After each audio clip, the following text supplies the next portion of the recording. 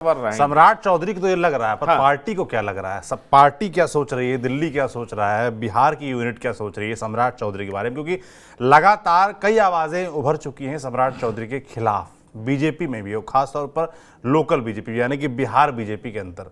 दिल्ली तो खुश है लगता है, क्योंकि दिल्ली को नीतीश कुमार को साधना है तो स्टेटस को मेंटेन रखना चाहता है, मगर बिहार में लोग कह रहे हैं कि उतना संतुष्ट नहीं है, और चुनाव के बाद तो और वो घट गया है। देखिए, ये आपने बड़ा अच्छा प्रश्न पूछा है, और मैं आपको ये बता दूं कि बीजेपी के कई नेताओं से मेरी बात भी होती है, कार्यकर्ताओं से भी बात होती है, प्रदेश स्तर के नेताओं से भी बात होती है। तो जो दो नाम बहुत ज्यादा चर्चा में है, एक नाम है जनक राम और दूसरा नाम है संजीव चौरसिया। दो नामों की चर्चा बहुत ज्यादा हो रही है। जनक राम रविदास समाज से आते हैं, दलित समाज में, जो कि तकरीबन 19 से 20% है। दलित समाज में सिर्फ एक रविदास समाज है जिसको एनडीए साधने में सफल नहीं हो पाई है, इसलिए जनक राम की चर्चा बहुत ज्यादा होती है। जहां तक संजीव चौरसिया का सवाल है, तो संजीव चौरसिया को प्रदेश अध्यक्ष बनाने के पीछे यह मकसद हो सकता है कि अति पिछड़े को किस तरीके से साधा जा सके। इसलिए अति पिछड़ा वोट बैंक बहुत इंपॉर्टेंट है, ध्यान में रखिएगा। इसलिए दो नाम की चर्चा हो रही है। पर राजनीति में कई बार ऐसा भी होता है कि जिन नामों की चर्चा होती है वो सही हो पाता है या नहीं सही हो पाता है, क्योंकि बीजेपी कई बार ऐसे लोगों को पद दे देती है, इतना बड़ा कद कर देती है कि लोग सरप्राइज्ड हो जाते हैं। आपने देखा कि मध्य प्रदेश में मुख्यमंत्री कौन बन गए, आपने देखा राजस्थान में मुख्यमंत्री कौन बन गए, आपने देखा छत्तीसगढ़ में किसको मुख्यमंत्री बना दिया गया, तो राजस्थान में, उड़ीसा में देख लीजिए, और उड़ीसा में देख लीजिए।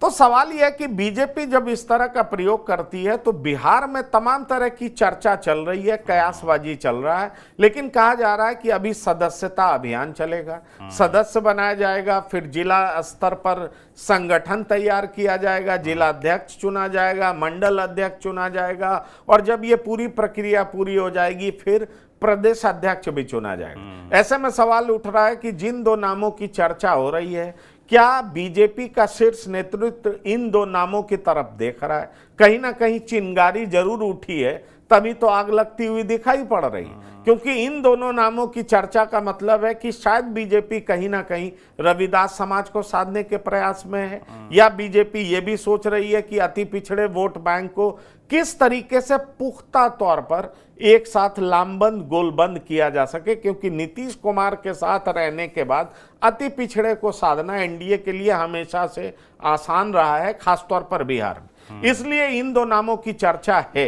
लेकिन जहां तक सम्राट चौधरी का सवाल है, तो ये मैं पुख्ता तौर पर जानता हूं कि सम्राट उप मुख्यमंत्री में कम इंटरेस्टेड है और प्रदेश अध्यक्ष में ज्यादा इंटरेस्टेड है, क्योंकि उनको लग रहा है कि एक सहयोगी दल के अध्यक्ष के तौर पर उनकी भूमिका ज्यादा महत्वपूर्ण रहेगी। साथ ही साथ जब वो टिकट बंटवारे के लिए बैठेंगे तो उनका ओपिनियन ज्यादा मैटर करेगा, वो ज्यादा से ज्यादा अपने लोगों को टिकट दिला पाएंगे, संगठन में अपने लोगों को ज्यादा जोड़ सकेंगे, पार्टी पर पकड़ उनकी ज्यादा मजबूत होगी। लेकिन अगर वो सरकार में बने रहते हैं तो नीतीश कुमार के सामने वो बौने ही दिखाई पड़ेंगी, क्योंकि परिस्थितियां भी ऐसी बनी है कि 12 एमपी के दम पे एनडीए सरकार चल रही है। आप देख लीजिए, अगर आप चंद्राबाबू नायडू के 16 और इनके 12, तो ये दोनों जो 28 एमपीज हैं वो बहुत इंपॉर्टेंट हैं, तभी तो 272 का जादुई आंकड़ा छूने में ये लोग कामयाब हो रहे हैं। इसलिए नीतीश कुमार का इंपॉर्टेंस काफी बढ़ गया है, और इसीलिए बीजेपी वहां सरेंडर मुद्रा में, और जब सरेंडर मुद्रा में है तो बीजेपी बेहतर तरीके से समझ रही है कि नीतीश कुमार की जब जरूरत नहीं थी तब तो नीतीश कुमार हमेशा अपने सहयोगी दल को डिफेंसिव रखे, उनके सामने कोई सहयोगी दल सिर उठा के बोल नहीं पा रहा है, और अभी तो केंद्र में जरूरत है। इसलिए राज्य स्तर पर उप मुख्यमंत्री पद कोई उतना कद्दावर हो नहीं जाता है।